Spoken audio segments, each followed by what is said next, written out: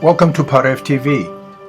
On Friday, November the 15th, an informational fundraising event took place at the home of Zara and Never Beilarian of Ridgewood, New Jersey, in support of incorporating some 400 film testimonies of Armenian genocide survivors into a larger archive of testimonies of Jewish Holocaust survivors. Under the umbrella of the University of Southern California Shoah Foundation, which was founded by Steven Spielberg in 1994, the Visual History Archive amassed some 52,000 digitized testimonies of Holocaust survivors. And the idea now is to incorporate the Armenian genocide and other genocide testimonies into these same archives, thus enabling the voices of survivors to reach a larger audience. The 400 Armenian testimonies were taped by Dr. Michael Hagopian, founder of Armenian Film Foundation. The evening had three main speakers, and they were Jerry Papazian, the president of the Armenian Film Foundation, Carla Garabedian, documentary filmmaker from the Armenian Film Foundation, and Silva Moskovitz, the Director of Development for the Shoah Foundation. Each of the speakers addressed the goals of the organization, the history of the organization, and the objectives of the Armenian Film Foundation and the Shoah Foundation in their efforts to incorporate the testimonies of genocide survivors.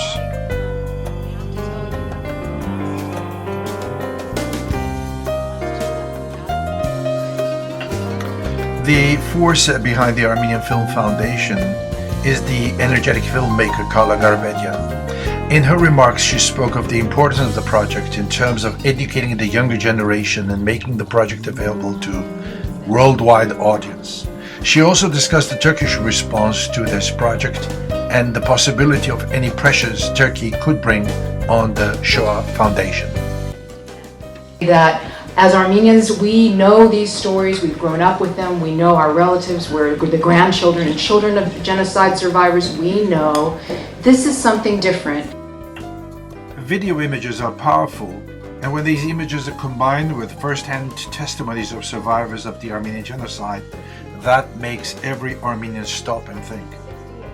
If we want the world to witness these testimonies, we need a major, reliable, professional distribution channel. And that we do find in the Shoah Foundation. But if you want to find out more about the Armenian genocide, if you want to access testimony, for example, if you want to be teaching about it in the classroom, you do not have an easy way to get access. Okay, you might buy a documentary. You might know somebody who knows somebody who knows somebody who has a VHS tape or an audio tape of a survivor. But really, you don't have a way through the school system or through a university or just on the internet to get testimony. And that's not to say that testimony is how we teach about history. History is made up, as we know, all sorts of things. It's primary sources, it's national archives, it's public policy, it's all sorts of things. But part of teaching history is about testimony, at least about making it accessible to the ordinary individual. When you hear a story from an ordinary person who experienced any kind of major conflict, it means something. But we don't have that available right now. It does not exist. We do not have a way to search the testimonies and experiences of survivors in the Armenian genocide. That's the challenge, and that's what interested Michael. And when he saw the capability, the potential there was in this powerful digital archive, he said, that's the one for me. The only hitch was, how do we give this material? Do we give it? Do we license it? Do we own it? And it took 3 years to work out the contract, and actually it was one of the first outside collections that the Shoah Foundation brought in, because they weren't used to dealing with anything that wasn't filmed by the Spielberg people. So what are they going to do with this little film collection? But they wanted it because it was filmed by one man who was an academic himself. As some of you know, Michael got his doctorate at Harvard University. He was a trained historian.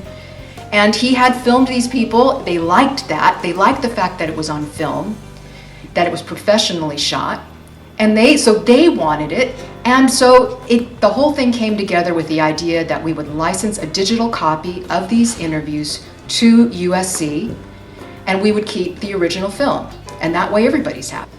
The belief now is that universities are the best way, they're the best gatekeepers for this kind of archive. It's going to be in the U.S. Holocaust Museum, and also Shoah Foundation sits on many national educational boards. I really only learned about the Armenian genocide within the last 2 to 3 months. I'm one of those people, quite educated. I have a wonderful bachelor's degree, I have a law degree, but the Armenian genocide was not part of something that I learned, and it has really captured my emotion.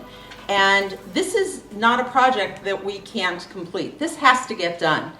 And honestly, the only way it's going to be done is with the support of groups like this. So, you know, it's no secret, I'm a fundraiser.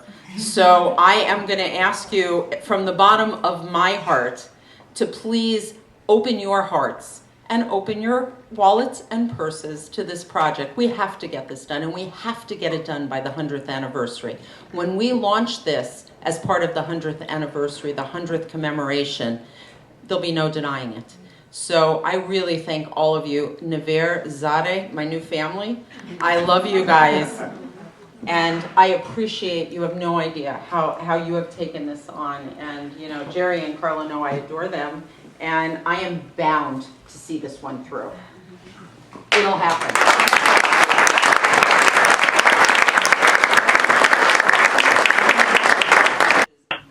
Time and again, Armenian efforts to bring justice to victims of the Armenian genocide have been blocked, have been denied, have been sabotaged. There's always this fear in Armenians that Turkey will pressure set people or set institutions into altering their positions. The question here and now is, can Turkey put pressure on the Shoah Foundation or Steven Spielberg in their mission to promote the visual history testimonies? The evening ended with a very special thank you to the hosts, Mr. and Mrs. Zare and Never Beleri.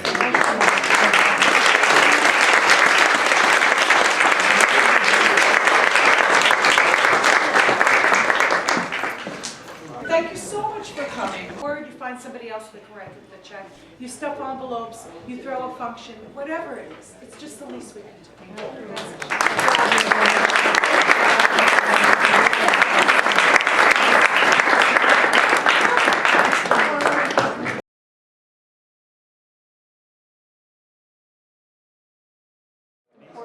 Well, I think this is a great opportunity for the Armenians because I don't think we have the means, the technology at this point to do what the Shoah Foundation will do with the video from the foundation.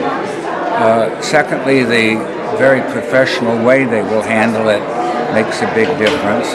They will limit exposure because it didn't come out here today, but there is possibility of misuse of these things if they fall into the wrong hands, and so it's wise to keep them controlled by a university.